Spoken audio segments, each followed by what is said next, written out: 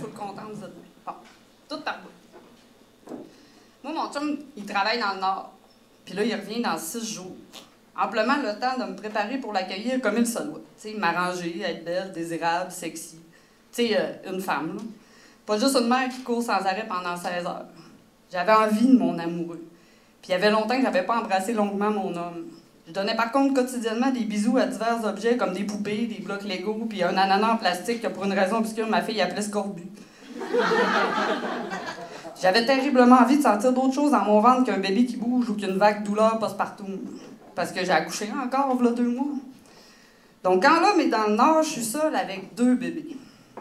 Le problème quand tu es seule avec 2 bébés, c'est que tu fais tout par bout. Je mange par bout, je chie par bout, et devant le public. Je dors par bout, je baise par bout aussi. Genre, on a commencé à baiser le mois passé, puis on n'a pas fini encore. Ça vaut aussi pour l'hygiène personnelle, j'hygiène par bout.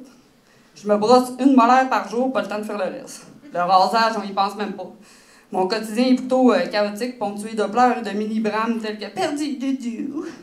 Non, pas ce que c'était là, Dudu. Qu'on s'entende.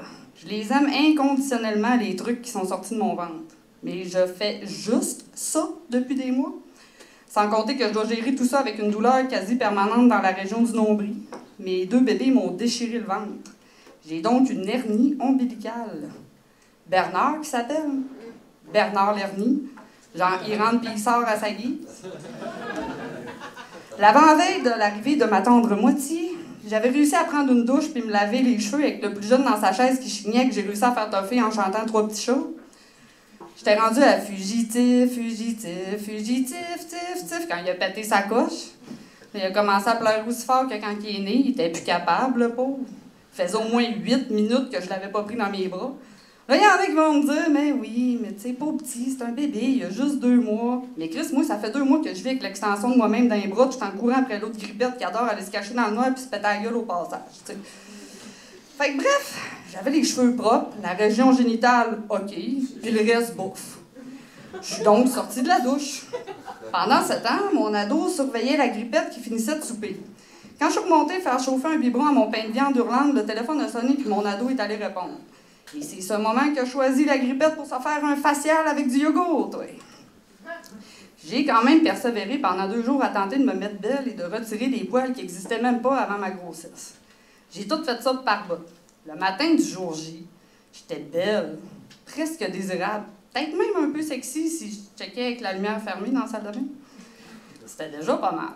J'étais allée porter la grippette à la garderie, j'ai passé la journée à faire du ménage, par bout, dans la maison. Tout allait si bien, jusqu'en fin d'après-midi. Le chaos, je vous dis. Quand mon chum est arrivé, j'avais une coulisse de rigurgie sur l'épaule, puis entre les 2 boules, le petit braillait, puis il sentait le lait sur riz. La grippette avait du yogourt jusque dans les oreilles, puis elle avait fait caca, puis elle se gênait pas pour le crier. Au point que mon 3e voisin devait être au courant de son processus digestif, tu sais. Mon ado était menstrué, puis elle chialait parce que j'avais pas acheté sa crise de marque de tampon. Puis moi, moi, j'avais une larme quasi permanente au coin de l'œil à force d'épuisement. Je sentais le lait sur riz et tout, le swing. J'avais de la boue dans le toupette, mais littéralement parce que je récurais un chaudron avant la crise rigurgie yogourt caca tampon. Il me manquait un bas.